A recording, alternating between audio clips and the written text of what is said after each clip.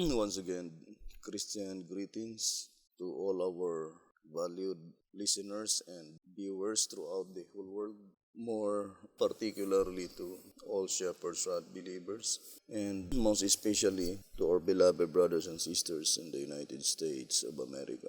Special greetings to our brethren in Colorado, PG Island, Mexico, Spain, Africa, United Kingdom, and to all our brethren in Australia. And to the entire 144,000 living saints scattered abroad, greetings, and may the good Lord bless you, brothers and sisters. This is our episode 26 concerning the opening of the seventh seal. Now, reading to SR 220, saying, "Is there any way whereby we can determine the time of the opening of the seal and the commencement of the judgment for the living? God alone knows the time." 2TG 41, page 3. And only God knows the future. 1TG 50, page 27. In 1TG 7, page 7, it says, "Let us ever bear in mind that we of ourselves know nothing about God's plans, except as told through His appointed servants, the prophets. And as we witness them day by day, if we daily walk with God, if we commit all to Him, then the responsibility is all His." And the Shepherd's Rod itself declared clearly in 2SR 220 that if God so faithfully revealed to the living the commencement of the judgment for the dead, it cannot be possible that He would keep secret the time of the judgment for the living. If He did, we would have no present truth in the time of the last seal. Neither could there be justice in such secrecy, nor could such judgment be legal. Therefore, a revelation of the judgment for the living is of as great importance as the revelation of the gospel itself. For the judgment, which is blotting out the sins, is the crowning act in the gospel of Christ. Thus, we conclude that when the seal is opened and the judgment for the living begins, we must know it. The Day of Atonement in its type proves the same, for the Israelites were well informed of the event, their duty, and the consequence. And the very judgment itself, being judgment for the living, it is intended to the living saints. And there is no reason for God to withhold from them the very important event by which they themselves will be weighed in the balances in the heavenly sanctuary. And for sure, it is only Satan who is determined God's people to be in ignorant concerning the most important event. So here in White House Recruiter, page 31 and page 32, let us not, however, forget that there is an enemy who is determined to keep God's people in darkness, in ignorance of timely truth. And what more damaging darkness could he seek to keep them in than in ignorance of that which God would have them to know? While their judgment is pending, while they are being weighed in the balances of the sanctuary, none, absolutely none. So, it is the desire of God to inform everyone, those who are candidates to be among the saints to be translated to heaven without seeing that, to let them know that their cases are being weighed in the balances of the sanctuary. To the people who must know that their cases are on trial, 2TG 12:30.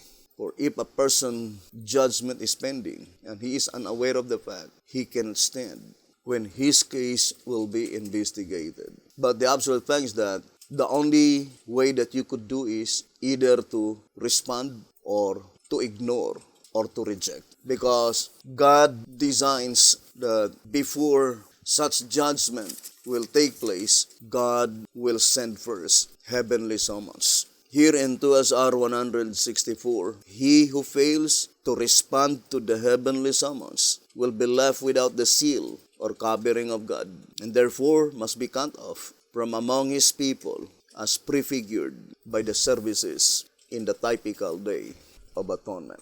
So only those who respond to the heavenly summons, there will be the only one by which their names will be forever retained in the Lamb's Book of Life. Summons, it is a message to inform everyone that our cases are already on trial. And that is the reason why the judgment that pertains to the living is even more important than the judgment that pertains to the dead. For according to 2TG 11, page 13, I say more important truths because they are concerning the living themselves, concerning those whose own cases are to be weighed in the balances, those who personally are to be judged either as wheat or as tares, either as good fish or as bad fish. 2TG 11, page 13.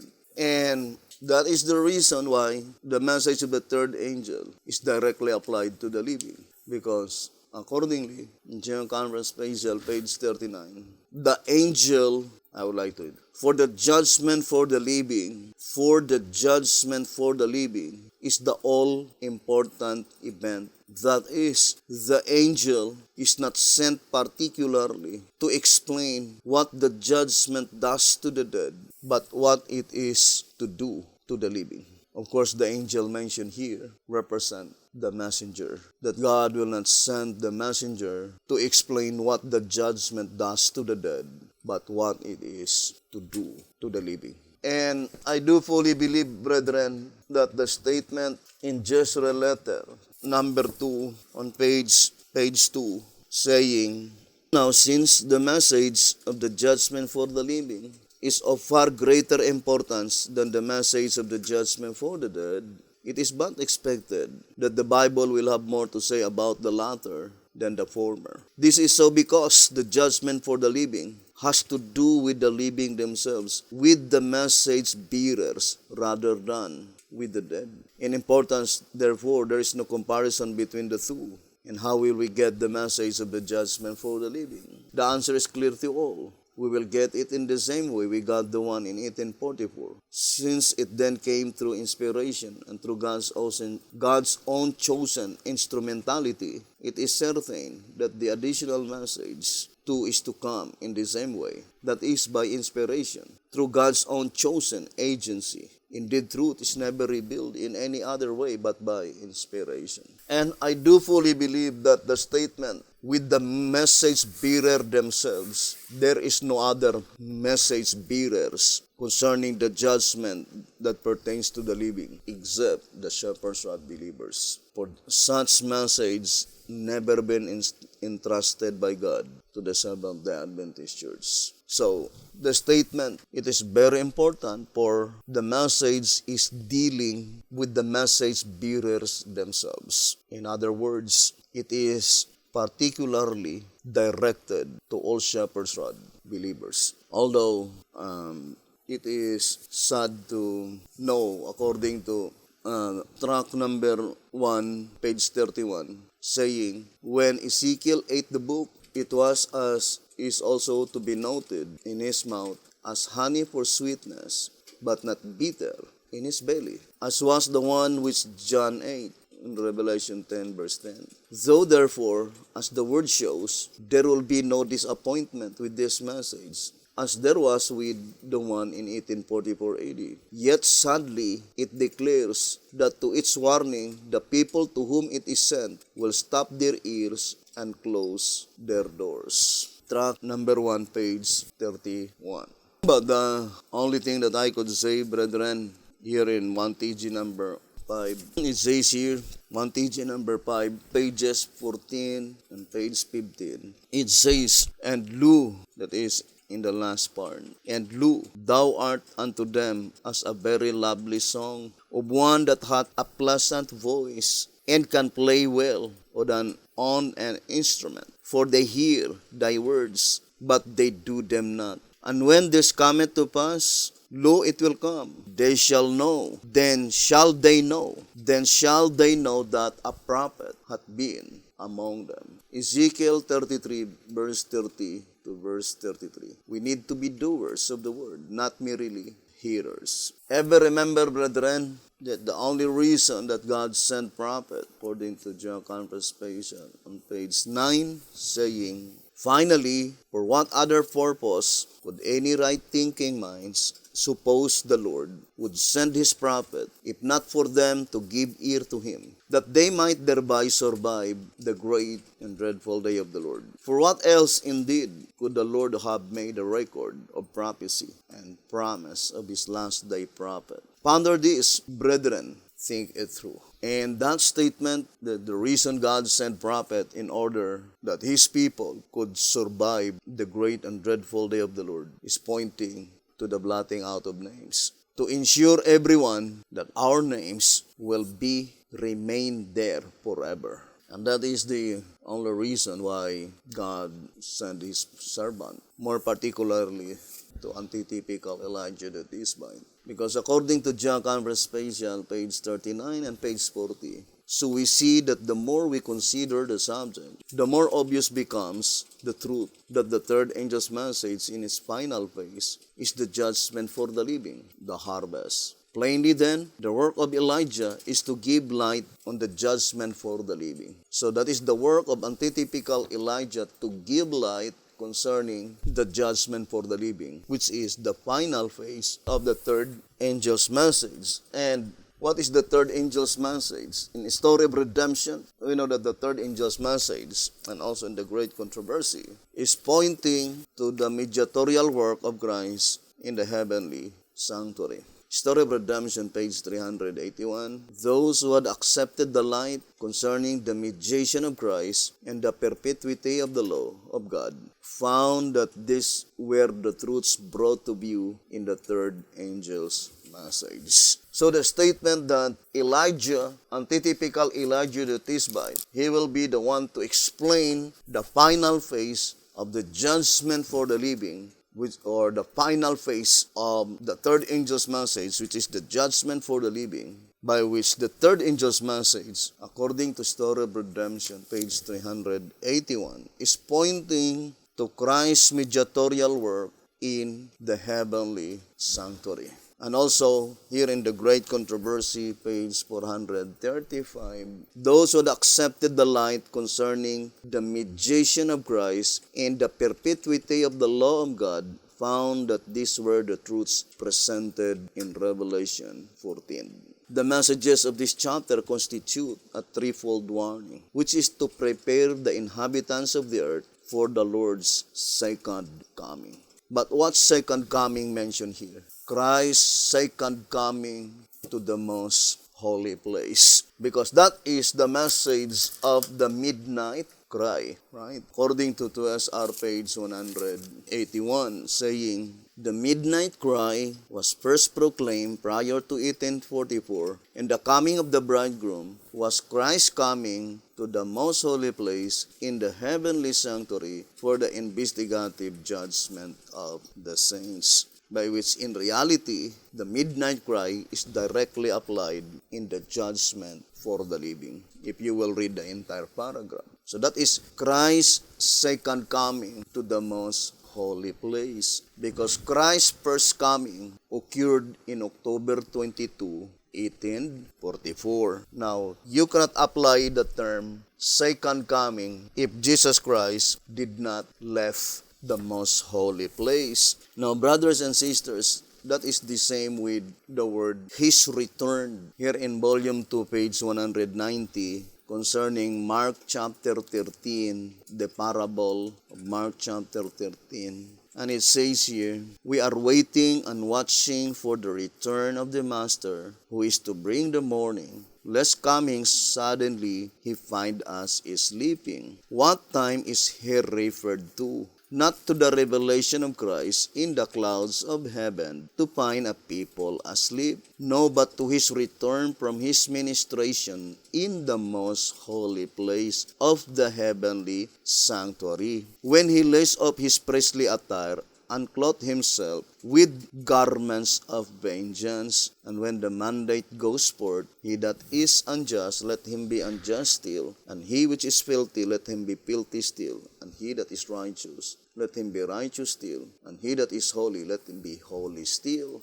That is called the irrevocable decision, or in other terms, that is called final destiny, brothers and sisters. Or in other words, in this study, brothers and sisters, the subject of the 2,300 years is concerning the cleansing of the sanctuary. But the cleansing of the sanctuary in October 22, 1844 is only the commencement. But the final phase of the third angel's message is pointing to the last and the final day of atonement, by which at that time the irrevocable decision will be pronounced in the heavenly sanctuary. And that is the very message that we are trying to proclaim every now and then. And we are praying to our Almighty God that whatever the messages that had been entrusted to us, graciously placed in our hands, we could be able to explain it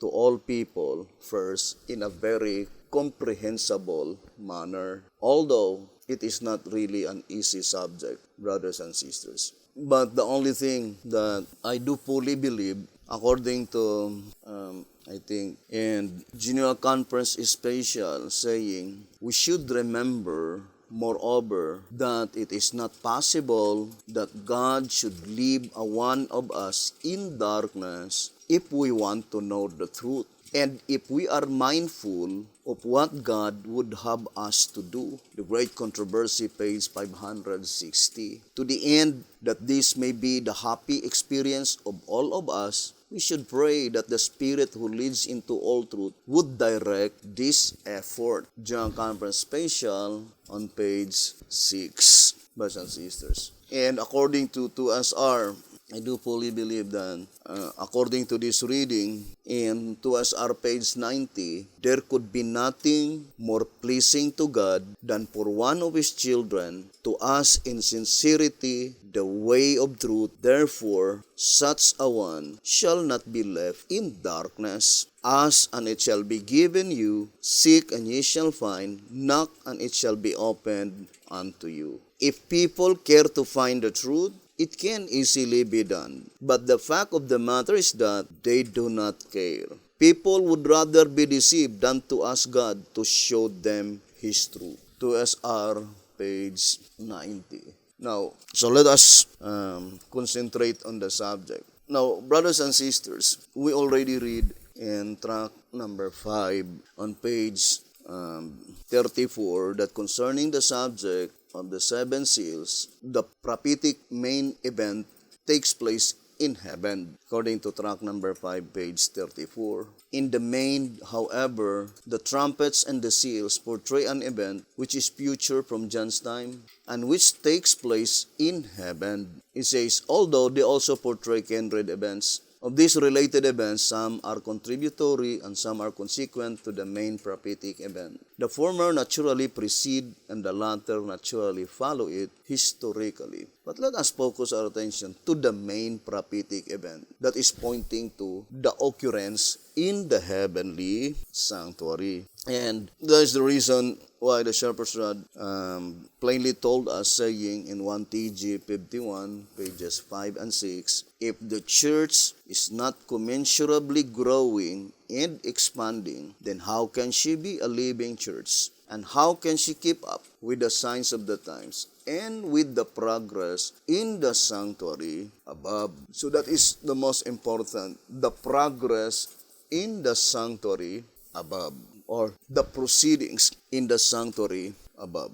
And the statement in 11 Symbolic Code, number 3, page 5, saying that present truth comes only from God. And it says that, but if we do not desire meat in due season, however, God will not give it unto us, brothers and sisters. Meaning, if we have such attitude that we are already satisfied, while in reality we are in ignorance concerning the proceedings in the heavenly sanctuary. And the Shepherd's Rod declared here in 2SR page 92, saying, it is true that the people like to be deceived, flattering themselves that they are on the way to heaven, while Satan winks at their ignorance. That is concerning the plan of redemption. And according to 2SR 187 that the plan of redemption, it says, in the sanctuary construction and service is revealed the plan of salvation. So that is concerning the proceedings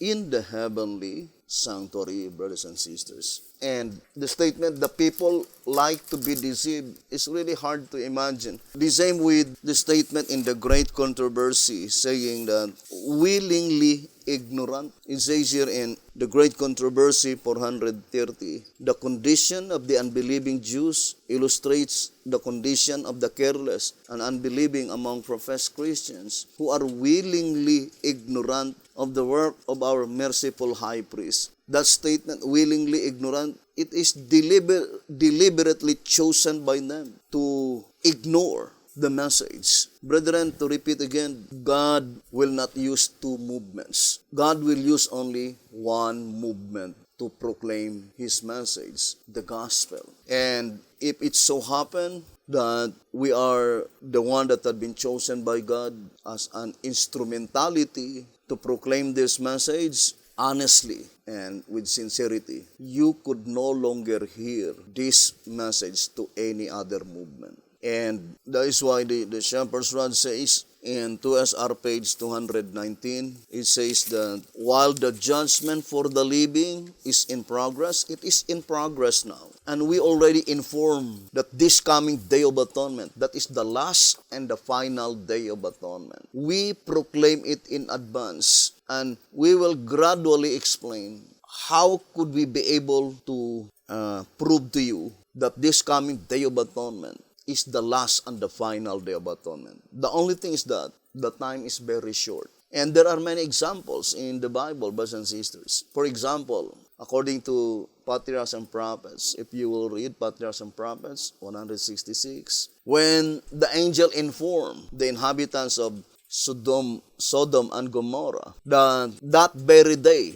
or in that very night, that is their last night, and God will destroy it by fire. Now, if they would wait some explanation why God will destroy Sodom, would you think they could be able to escape that fire of destruction? That they will not leave the city unless they will understand why God would destroy it? And the situation now is almost the same. And that is why, in advance, we already proclaim that this coming Day of Atonement, October 10, 2022 in Bible calendar, but in Gregorian that would be March 27, 2021 in Gregorian. But that March 27, 2021 in Bible calendar, that is October 10, 2022. And that is the last and the final Day of Atonement by which that is intended to the congregation of the living,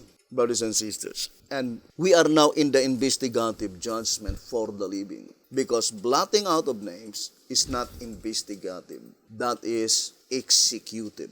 Although that is only a bookworm, but that is irrevocable, because once your name will be blotted out, you are forever lost. But once your name will be forever retained in the Lamb's Book of Life, then you win victoriously. And that is the reason why the Shepherd's Rod called it the blotting out of sins in 2SR 220, that it is only the crowning act of the gospel of Christ. Meaning, once your name will be retained in the Lamb's Book of Life, you forever win. Therefore, you will be crowned. And that is, your sins will be blotted out. And that's why that passage in 1 TG number 28, or that statement, I love so much, brothers and sisters. It gave me more courage and zeal, strength. Here in 1 TG 28, page 12, saying, indeed, the important thing is not how good or how bad we are or have been, but how susceptible and submissive to present truth we are now while it unfolds. Is that our attitude? That we are susceptible and submissive to present truth, brothers and sisters, because the statement in 2SR 198 says, our attitude towards present truth. It says, our attitude towards present truth would either make a tree good and his fruit good, or else make the tree corrupt and his fruit corrupt. For the tree is known by his fruit. Thus present truth has the power to change the individual and fit him for eternal life, which is the seal of the living God. Say Jesus, verily, verily, I say unto thee, except a man be born of water and of the Spirit, he cannot enter into the kingdom of God. John chapter 3, verse 5. Brethren, do not bother yourself with the messenger. Bother yourself with the message. Look at I would like to illustrate to you the example in the days of the first advent of Jesus Christ. But let us read first here in 1 TG 28, page 12. Indeed, the important thing is not how good or how bad we are or have been, but how susceptible and submissive to present truth we are now while it unfolds. The real burden of our prayer should be that we catch a vision of the truth that makes free, if accepted, as the scroll and rules. 1 TG number 28, page 12. Hoping that we could be able to catch the vision of the present truth that will make us free because we accept the message as it unfolds. Now, for your benefits, brothers and sisters, for the good of all the hearers, I would like to cite you an example. For example, here in the great controversy, I would like to read to you that accordingly, there is a strange messenger that had been sent by God to the Jewish nation. And accordingly, it says, for 7 years, he proclaimed the message, the great controversy, saying, a voice from the east and a voice from the west. Let me see if I could find that statement.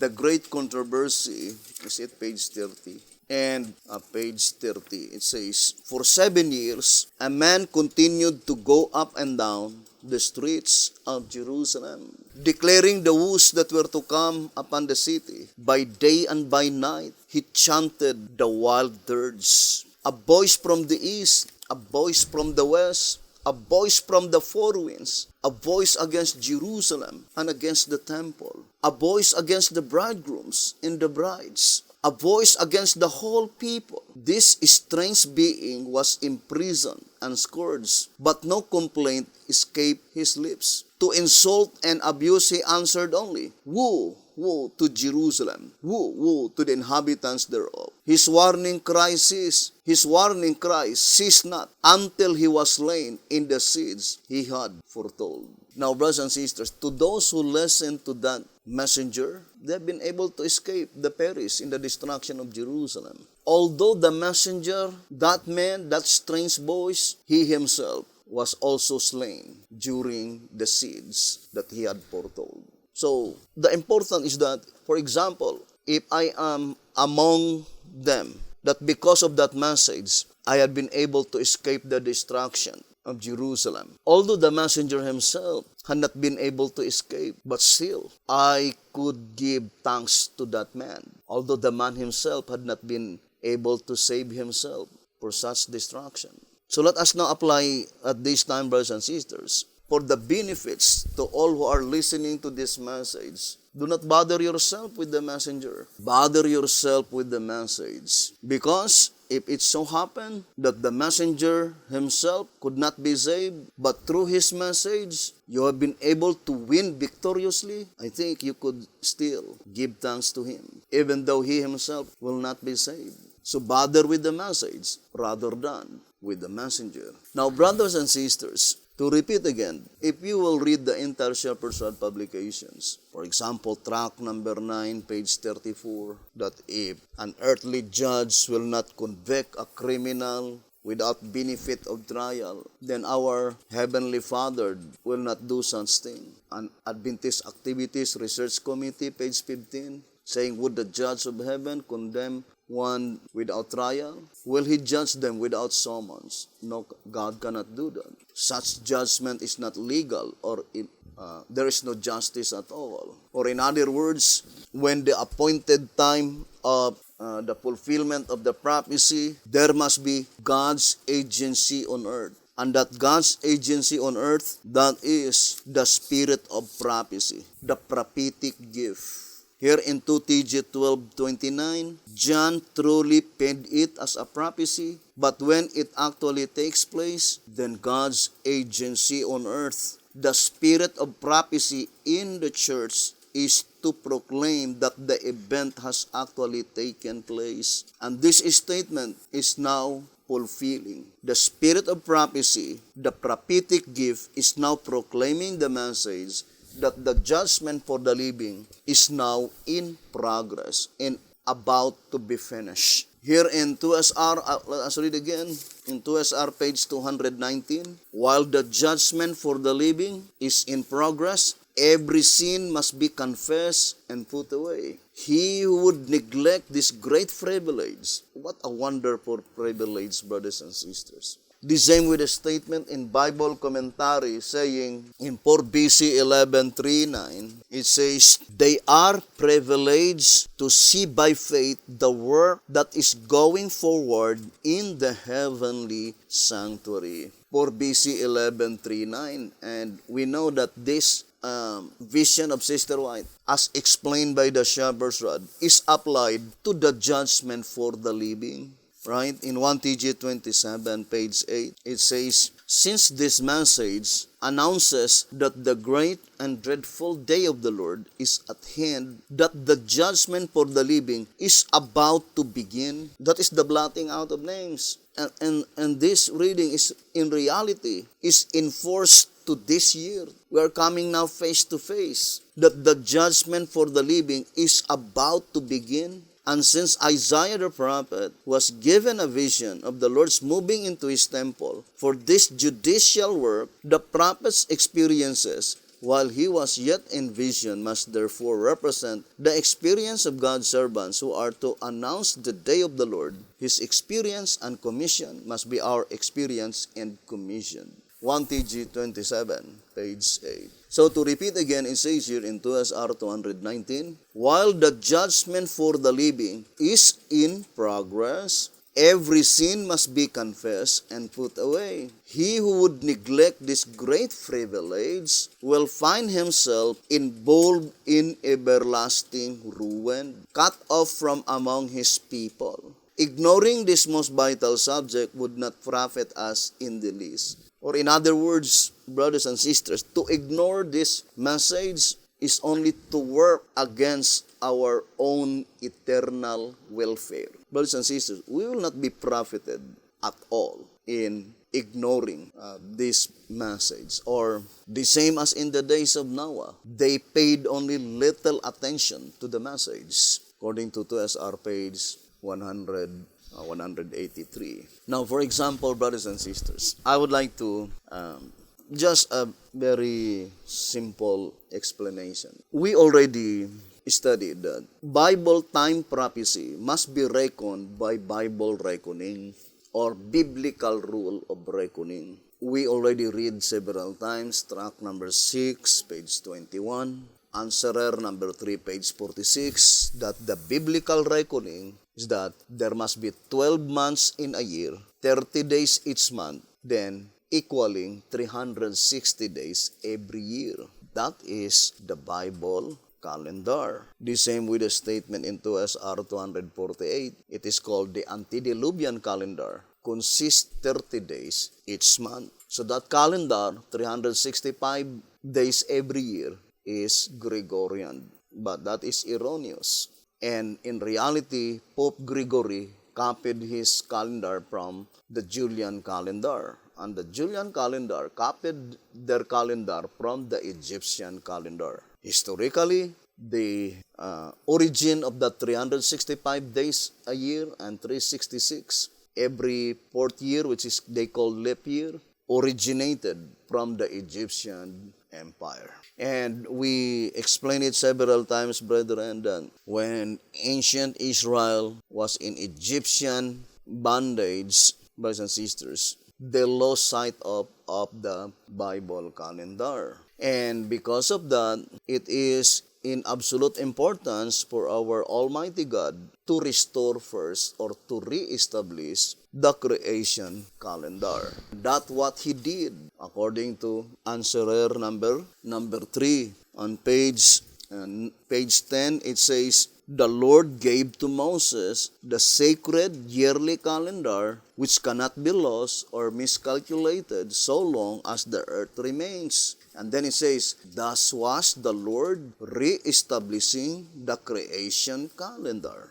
Answerer number 3, page 10 and page 11. But history repeats of itself. With the long period of the papal supremacy, 1,260 years, the Christians also lost sight of the creation calendar. And the only calendar which is familiar to them is the Gregorian calendar. And that is why B.T. Hall says in tract number 10, on page 38, it says here, "Do the nations of today do not follow the biblical monthly calendar?" What is the biblical monthly calendar? 30 days every month. That is the biblical monthly calendar. And it says, "Though the nations of today do not follow the biblical monthly calendar, that in no wise alters the fact that the original weekly cycle has never been changed, and as it is entirely independent of both the solar and the lunar calendars, had God not preserved it intact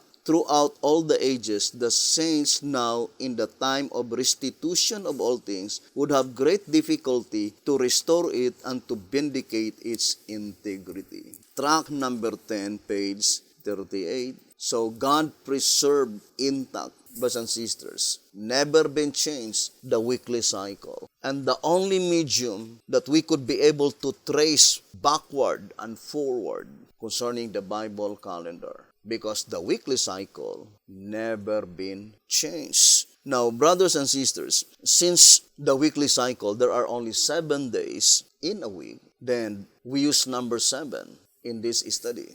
For example, when the Shepherd's Rod says in tract number 3, 1934 edition, on page 67, saying, "The scriptures often employ mathematical means in defining existence of time and number of years from one biblical event to another. The number of days from the wave ship to the Pentecost was derived by multiplying 7 times 7, which equals 49. In like manner, the number of years from one jubilee to another was determined by multiplying the 7 sabbatical years by 7, the sum of which is 49. Therefore, multiplication is a common scriptural method of teaching truth." But not only multiplication, but as well as addition, division, and subtraction. Or in other words, mathematics. Because that's what it means by numerics. The very first one mentioned in 1SR Packet Edition, page 37,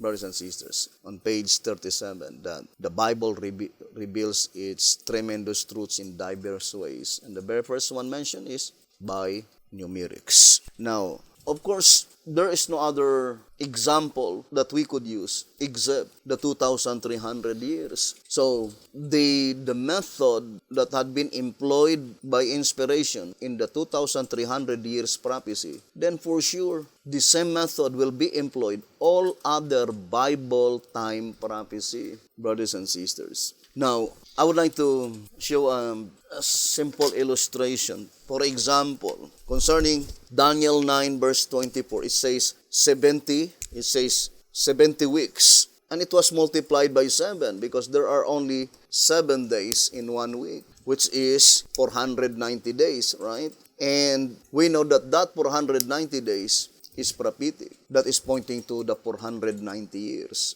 And I think every Shepherd's Rod believer is familiar that was commenced in October 16, 457 BC and ended in October 16, 34 AD. So in this divine formula alone, why is it that when it commenced 16, ended also on the same date and the same month? Because it is divisible by 7. That was divisible by 7. Now, for example, let us multiply 490 years times 360. So, 490 years times 360 equals 176,400 days. So, that is the total number of days, 176,400 days. Then let us divide by 7. So that is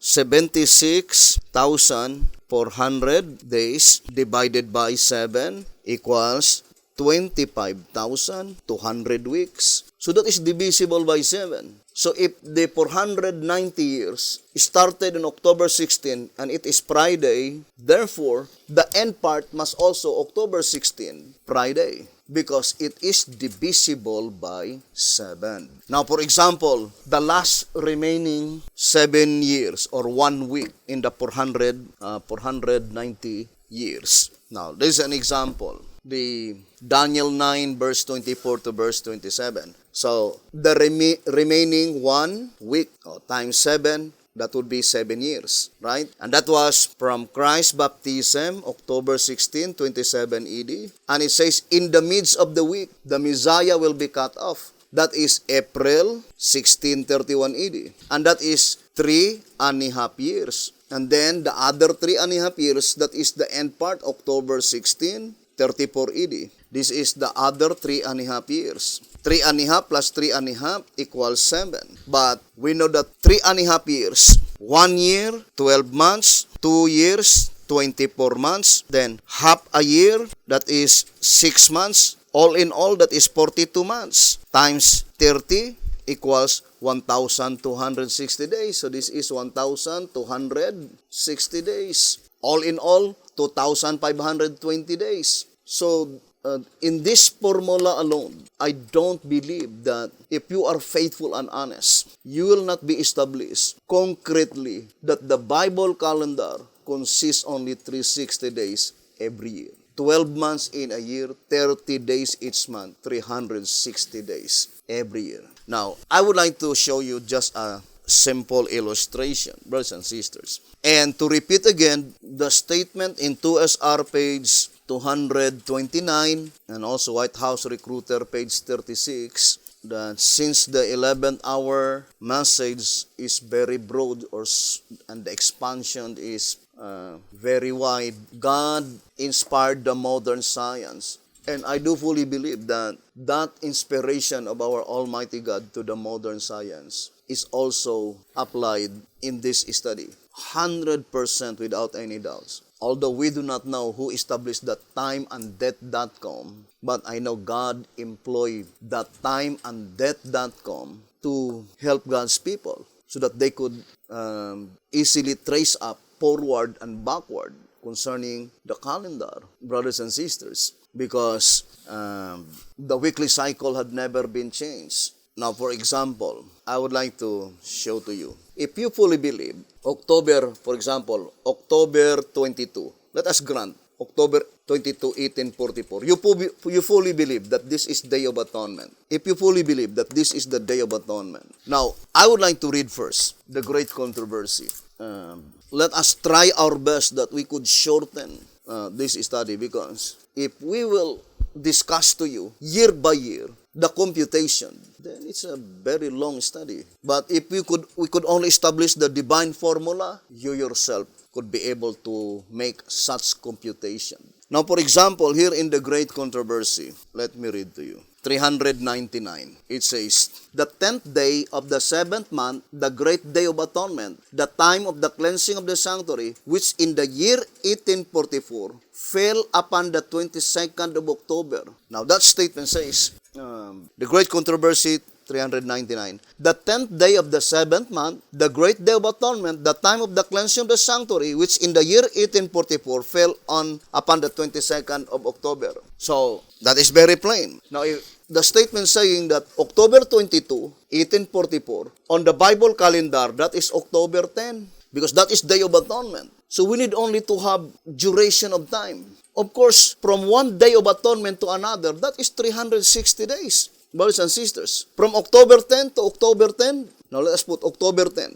That is 360 days. Now, using timeanddeath.com, for example, October 22, 1844, Gregorian calendar. So, let us show to you. So, we have timeanddeath.com, October 22, what is this? 1844. Then, add 360 days. 360 days. Then you will fall in October 17, 1845. Therefore, the next Day of Atonement in Gregorian, that is October 17, 1845. But in Bible calendar, it is October 10. Now, let us now count, brothers and sisters, from October 22, 1844, up to March 28, 2021. Now, for example, October 22, 1844 to March 28, 2021. How many days? Let us count the duration of time. March 28, 2021. October 22 to March 28, 2021. So that is 64,440 days or exactly 179 years. So brothers and sisters, this is a Day of Atonement because that is exactly 179 years. 64,000, for example, 64,000 because that is 64,440 days divided by 7. So 64,440 days divided by 7, that is 64,000. 440 divided by 7 equals, why is it that it is not divisible by 7? Let me, 179 times 360, 64,440, then divided by 7 times 7. So 179 times 360, that is 64,440 days. So this one, brothers and sisters, is Day of Atonement because that is exactly 179 years. Now, let us see if it is divisible by 7. 179, so let us see, brothers and sisters, so that we could understand. Now, 179 years times 360 equals 64,440 days. Now, 64,440 divided by 7, so let us read. 64 divided by 7, that would be 9,205. 9,205 weeks, right? Now, 9,205 times 7. So, 9,205 times 7 equals 64,435. So, let us now subtract. 64,440. So, 64,440 minus 64,435 equals 5. 64,435 equals 5. So, since there is remainder, then it could not be the same with the 70 weeks. That when it begins the same day, it will end in the same day. So the only things that it will be the same is the date and not the day. For example, October 22, 1844. What day is that? That is Tuesday. Now, March 28, 2021. What day is that? What day? Sunday? That is Sunday. Now, so that is the formula, brothers and sisters. Then we have, for example, 1 week. Sunday, Monday, Tuesday, Wednesday, Thursday, Friday, Saturday. Now, since we have remainder 5, brothers and sisters, so we need to count backward. 1, 2, 3, 4, 5, right? Because the end part is Sunday. Or we need to count 5 days forward. 1, 2, 3, 4, 5. That's what it means by the remainder 5. It begins on Tuesday. Since the weekly cycle never been changed, indicates that the end part of the 179 years must be Sunday. Because there is a remainder 5. You will count 5 days. 1, 2, 3, 4, 5. Because the number of days is not divisible by 7. There is a remainder 5 days. So that is exact. So we can rest assured that March 27 and March 28, that is the Day of Atonement. Brothers and sisters, there is no doubt. Only by weekly cycle.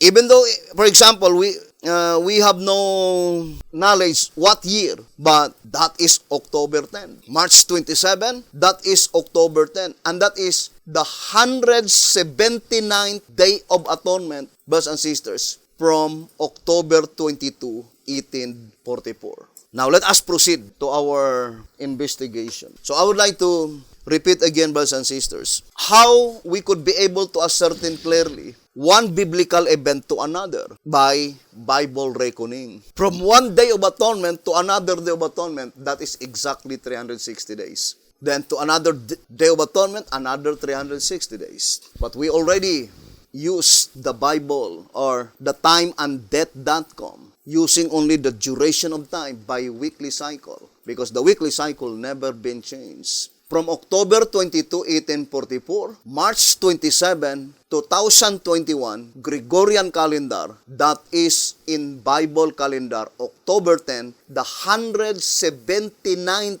Day of Atonement from 1844. And since the 179 years times 360 equals 64,440 days, is not divisible by 7, there is a remainder of 5 days. Then it's easy to understand if our computation is correct, then it must be that since it begins in Tuesday, then you will count 5 days forward. So that is correct, because Tuesday, then we have Wednesday, Thursday, Friday, Saturday, Sunday. So the weekly cycle never been changed, and the timeanddeath.com is reliable. For sure, because that is computerized. So to repeat again, brothers and sisters, if we will begin the Day of Atonement in 1844 as the very first Day of Atonement in the most holy place, brothers and sisters, then March 27, 2021 must be the 179th or the 179th Day of Atonement. Now, since we fully believe, brothers and sisters, that the 3 full hours mentioned in, let us read, 2SR 233. 2SR 233, it says, mark the following point with care. From the 9th hour in 1844 to the 12th or close of provision, there are only 3 full hours. The number of hours symbolically denote that there is only enough provisionary time from 1844 to the end for one movement, 3 hours. The scripture of Revelation, chapter 10, verse 6, applies here. Now, brothers and sisters, truth is truth and sense is sense. This is the absolute truth. You could no longer alter the absolute fact. 3 full hours. Since 1 hour, there are 60 minutes. That is pointing to from 1844, brethren, it was already predicted beforehand. From 1844, or you will count only 180 Day of Atonements. Day of Atonements. 3 hours times 60 equals 180, which is exactly typifying the life of Isaac. Isaac died at the age of 180, brothers and sisters. That is the entire life of Isaac. Now, we would like to show to you, we have a diagram concerning Isaac. And no, it is not a mere happenstance. It is purposive design. And we are running out of time, brothers and sisters. And you need to be profited by the experiences and many historical events. Brothers and sisters, look at the Jewish people. What happened to them when they thought that they are always the favorites of heaven? They were rejected by God. Now, brothers and sisters, if you will look at 7th month, number 7 indicates completeness, right? Number 7 itself indicates completeness. And October itself contains 7 letters. I think in the 12 months, only the month of October contain 7 letters. Now, and we know, according to 1SR, Isaac typify Jesus Christ, right? Here in page 15 and 16 in 1SR, in volume 3, page 369, we read, Isaac was a figure of the Son of God, who was offered a sacrifice for the sins of the world. Again, we read in Desire of Ages, page 112, and in the ram divinely provided in the place of Isaac, Abraham saw a symbol of him who was to die for the sins of men. Thus Isaac and the ram are symbols of Christ's submissions and death and sacrifice. And Isaac was offered in Mount Moriah. And what is Mount Moriah? That was sanctuary grounds. Tract number 8, page 5 and 6. Isaac contained 5 letters, indicating that there are 5 cases to be considered in the proceedings in the heavenly sanctuary. Now, I would like to explain to you first, so that you could see the importance. Why is it that B.T. Hotep attached the parable of Matthew 20 to Revelation 6 verse 6? Now, let us go first to the proceedings that commence in October 22, 1844. Now, for example, I would like to read, brethren, in White House Recruiter, page 19. The only revelation of new prophetic truth subsequent to the Reformation is the announcement of the year in which was to begin the work of cleansing the sanctuary, primarily in behalf of the dead, based on Daniel 8:14, but not then fully understood. As its announcement was made by the first-day Adventists, it necessarily follows that they were the third group of servants with a new and distinctive message, and as is well known, they started proclaiming it in the year 1833, announcing that the cleansing of the sanctuary was to commence in the year 1844. So the cleansing of the sanctuary commenced in October 22, 1844. What is the cleansing? Now let us read 1 TG number 11. Brethren, although our subject is the opening of the seventh seal, the opening of the last seal, there is no possibility that you could understand the opening of the seventh seal unless you will understand the opening of the first seal, the opening of the second seal, the opening of the third seal, the opening of the fourth seal, the opening of the fifth seal, the opening of the sixth seal. Or in other words, the seventh seal can never be opened unless the first 6 seals must be opened first. And the term opening is primarily and particularly applied to the proceedings, the cases under the first seal, the cases under the second, third, fourth, fifth, sixth, and seventh. The term given by inspiration, it says consecutively broken. Its contents, right? According to TRACT number 15 on page 10. It being in 7 sections, each section individually sealed. 7 seals in all are consecutively broken. So let us put it, for example, 7 books, and each book is individually sealed. This book cannot be unsealed, not until this book will be completely unsealed first. And such unsealing the book commenced in October 22, 1844. So to understand the opening of the last seal, the 7th seal, is to have the complete information concerning the first 6 seals. There is an appointed time for the proclamation of the loud cry, message of the third angel. But the Shepherd's Rod made it so plain that such message can never swell into a loud cry. White House Recruiter, page 39. Unless all the unrevealed aspects that pertains to the judgment will be completely unfolded. Bring to light. Now let us read 1 TG number 11, page 8. What does it mean by cleansing of the sanctuary? We know, brothers and sisters, the only cleansing in the heavenly sanctuary is the books. According to White House Recruiter, page 20, as the cleansing of the sanctuary in behalf of the dead is necessarily purely a book transaction. That is the reason for its taking place only in the heavenly sanctuary. White House Recruiter, page 20, or in other words, the only proceedings that takes place in the heavenly sanctuary is bookwork transaction. Although, according to answerer number 5, page 30, that is the first aspect of the judgment. Answerer number 5, page 30, only a bookwork. It does not disturb either the dead or the living in the church.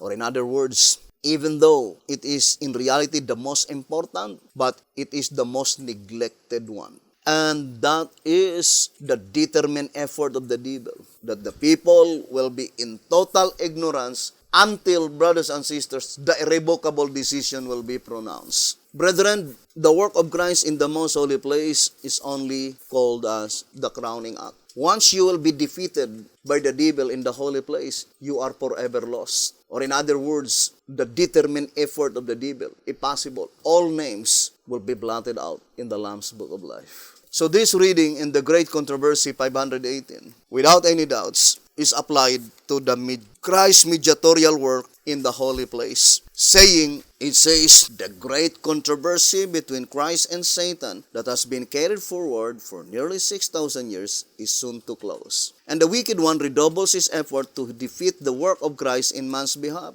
and to fasten souls in his snails, to hold the people in darkness and impenitence till the Savior's mediation is ended.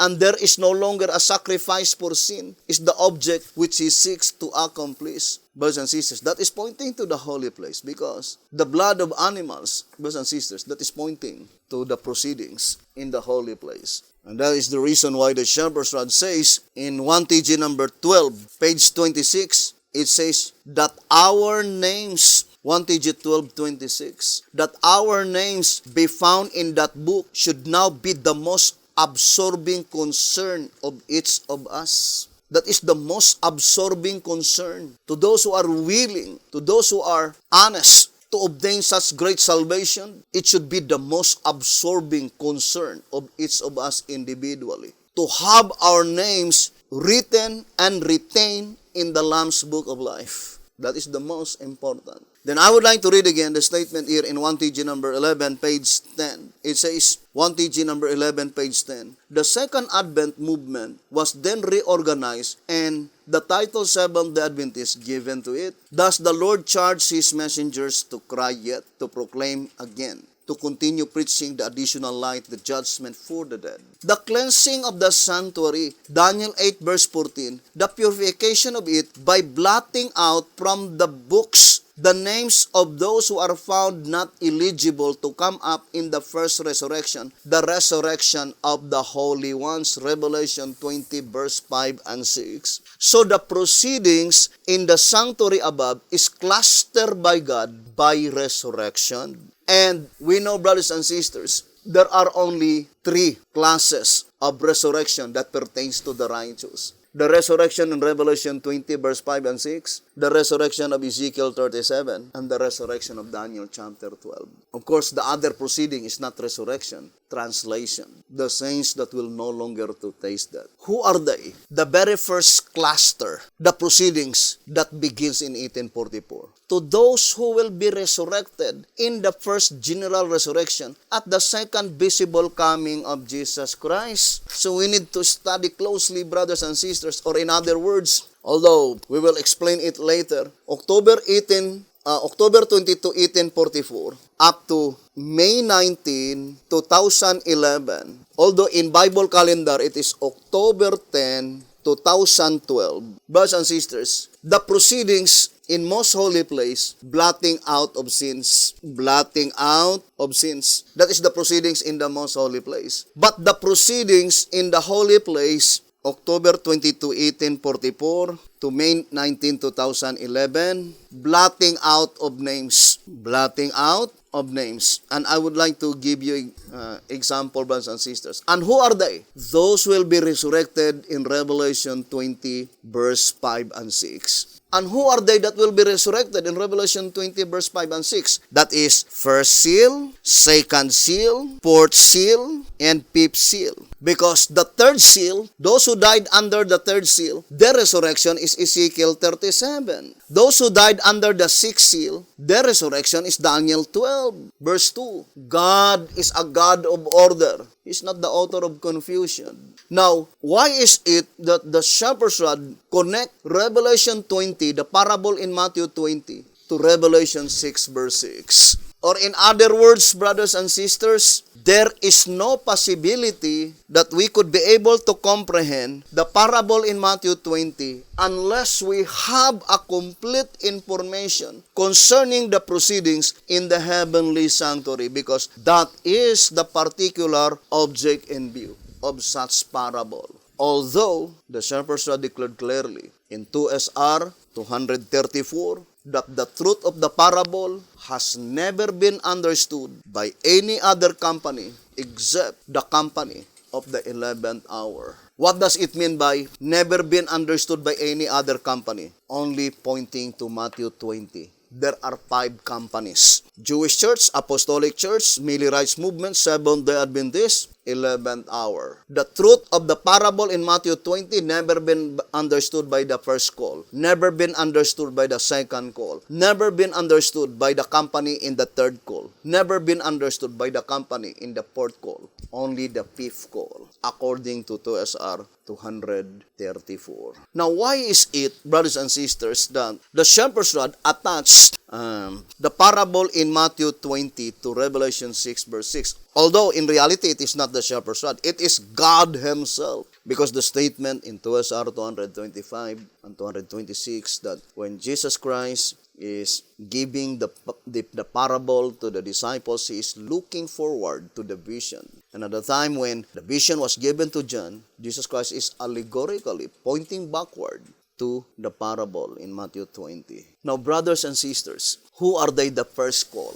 Antitypical Israel who went out of Egypt. What seal they are under? Under the third seal. So, brothers and sisters, we can easily understand that from 1844, I would like to put 2011, in this period of time, the proceedings under the third seal was not yet considered. Why? Because the third seal, they have different resurrection. You can read the entire Shepherd's Rod publications. I can give you many passages, but the statement is the same. That the proceedings from 1844 to 2011 are only to those who will be resurrected in Revelation 20, verse 5 and 6. That is the second visible coming of Jesus Christ. That is pointing to the second visible coming of Jesus Christ, brothers and sisters. And for sure, Ezekiel 37, according to the shepherd's rod, such resurrection is not the resurrection in Revelation 20, verse 5 and 6. Now, let us read 2TG. 2TG number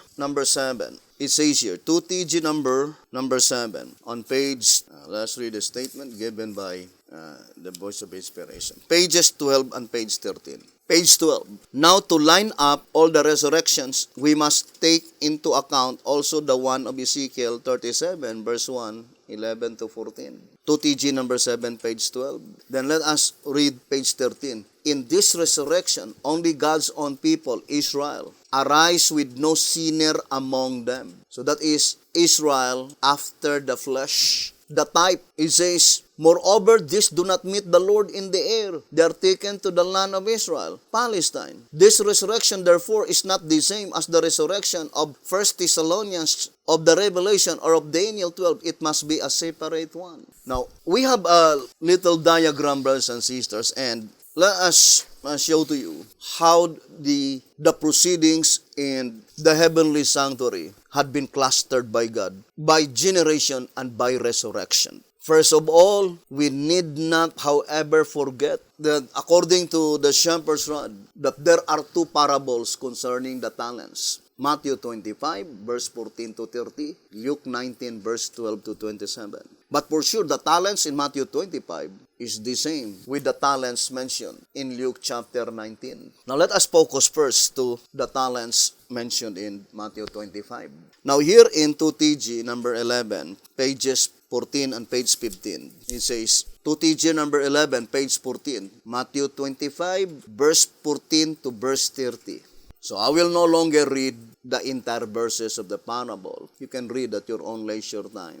But I would like to read the commentary given by the shepherd's rod in page 15. It says, the talents in this parable represents the Lord's goods, His timely messages for the people. What is timely messages? Present truth. So the talents represents the Lord's goods. Now for sure, since the shepherd's rod says, I would like to read to you in 2SR page 100, let me see. It says, the statement given by 181 in 2SR, it says, observe that the 25th chapter is a continuation of the 24th, 2SR 181. So, Matthew chapter 25, according to the shepherd's rod, is a continuation of the parable in Matthew 24. Therefore, Matthew 24 and Matthew 25 are closely connected. Or in other words, the Lord's goods in Matthew 25 is also the Lord's goods in Matthew 24.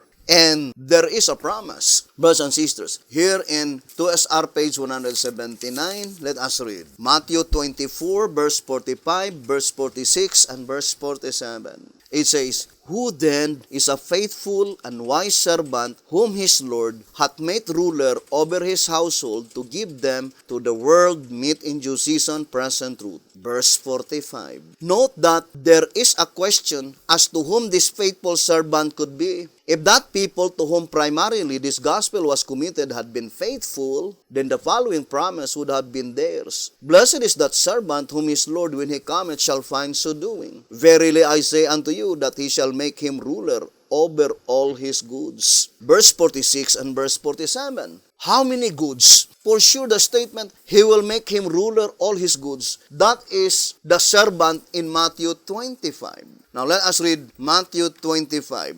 It says here in verse 28. Matthew 25 verse 28. "Take therefore the talent from him and give it unto him which hath 10 talents. What is the talents? To TG 11:15, the Lord's goods. Now, the servant mentioned here, God gave him 10 talents plus another 1 talent, 11 talents all in all. Brothers and sisters, and since Christ's illustration are perfect, then there must be a perfect application of that 11 talents. But in connection with the parable in Matthew 20, how many calls? There are only 5 distinct calls. There are 5 distinct calls. And accordingly, in tract number 3, 1934 edition, the numerical value of the Bible is 5.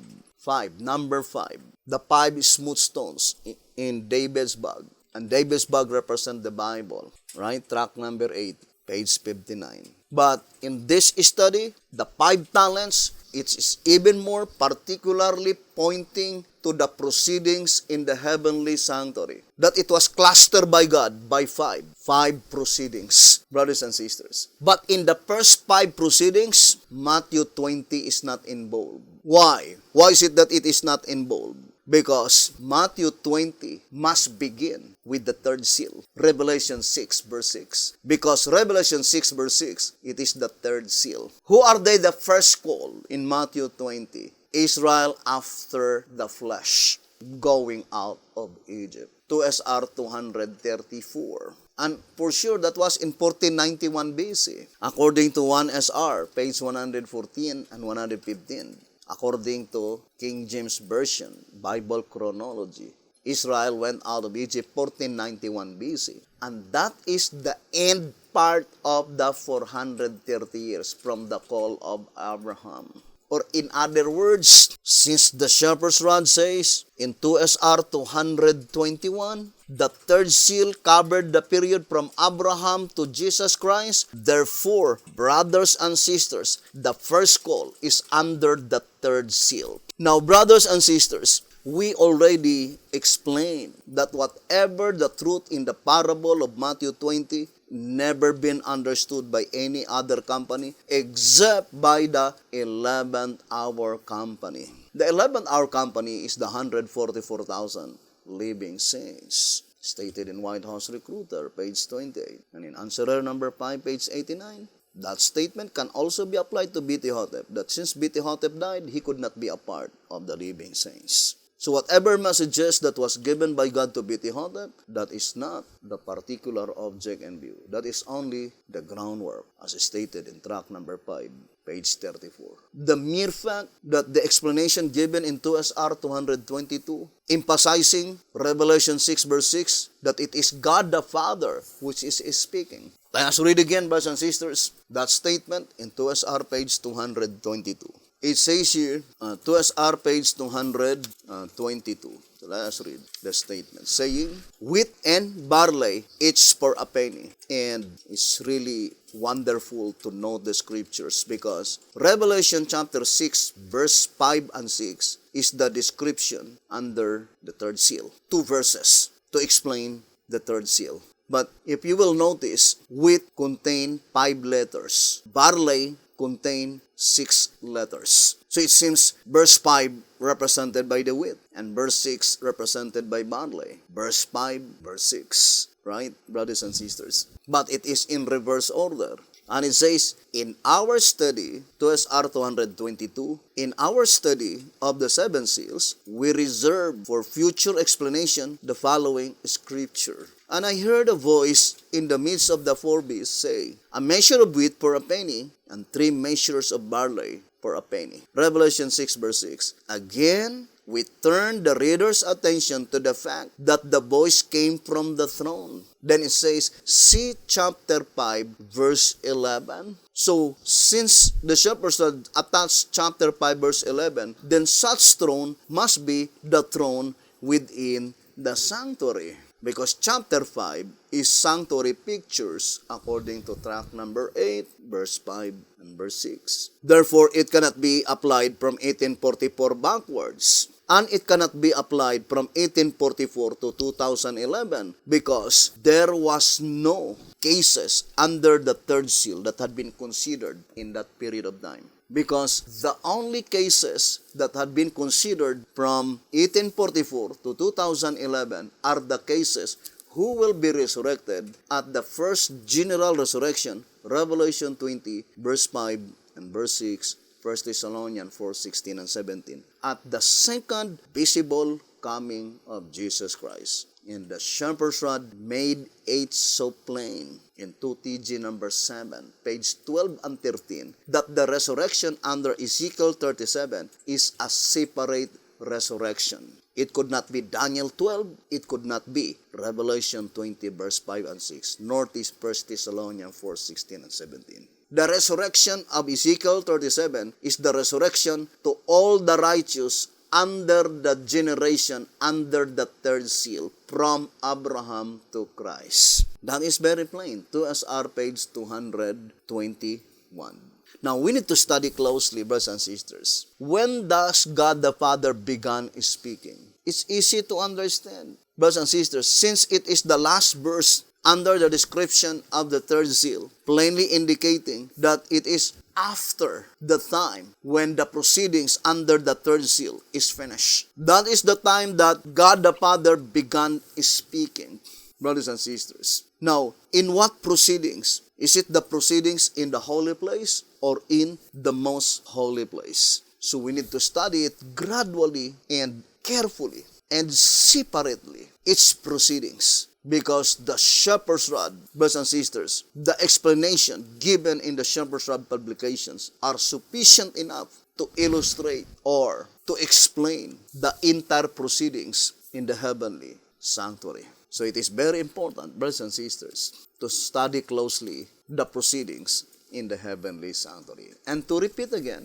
in the subject concerning the parable in Matthew 20, the great multitude which no man could number is not a part. Why? Because the subject of the parable in Matthew 20 in connection with Revelation 6 verse 6 is pointing to the cleansing of the sanctuary. What is the cleansing of the sanctuary? Blotting out of names. But at the time when the message goes to the great multitude, there will be no more blotting out of names. And that is one of the significance that they were no longer to be measured, meaning investigated. Where? In the holy place, not in the most holy place. Otherwise, their sins will never be blotted out because the investigation in the most holy place is blotting out of sins. But the investigation in the holy place, blotting out of names. And they will no longer pass such investigation because according to the shepherd's rod, here in tract number 5, page 110 and 111, it says, but why leave out the court? Why not measure it also? For since it is a part of the building, it too must be symbolical of saints. Obviously, because it represents the great multitude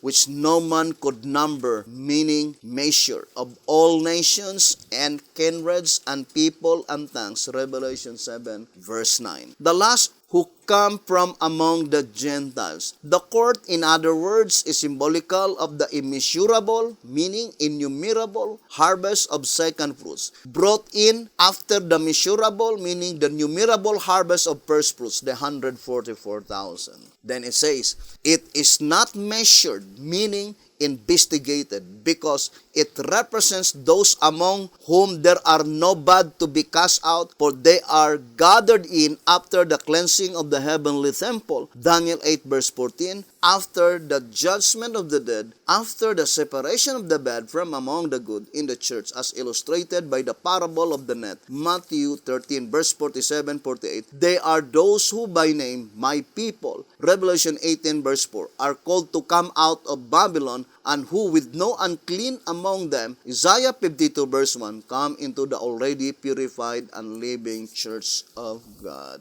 Tract number 5, page 110 and 111. Brothers and sisters, or in other words, there are only 3 classes of saints that will pass the investigation in the holy place: the temple, the altar, and the worshippers, according to tract number 5, page 109. The temple and the altar are inanimate objects, pointing to the dead saints, but the worshippers, pointing to the 144,000 living saints. Because that is the goal of the gospel, to catch the 144,000. Or in other words, after the 144,000 are already gathered into the Lamb's Book of Life, or in other words, the entire constituent of the 144,000 living saints are already inscribed and written in the Lamb's Book of Life, brothers and sisters, then those who are not a part of that number, their names will be blotted out. And at the time when all the names of the wicked are blotted out and only the names of the righteous, the 144,000 living saints remain in the congregation of the living, the last book or the book under the 7th seal, then God will no longer allow that there are still names to be inscribed into this book by which they are not righteous or they were unworthy. After the cleansing of that book, the last book, the book under the 7th seal, the great multitude that will be inscribed into this book are all righteous, are all the saved ones. No more wicked to be inscribed into this book. Therefore, the climactic point, the climactic event is the final day of atonement, by which we already proclaim and we already announced October 10, 2022, by which it will fall in the Gregorian calendar, March 27, 2021. The final and the last day of atonement, blotting out of names under the congregation of the living. For sure, after that event, great change will happen. We will continue this subject, brothers and sisters, and hoping good Lord will bless us and would help us. Thank you very much for listening and viewing this program. Have a beautiful, wonderful evening.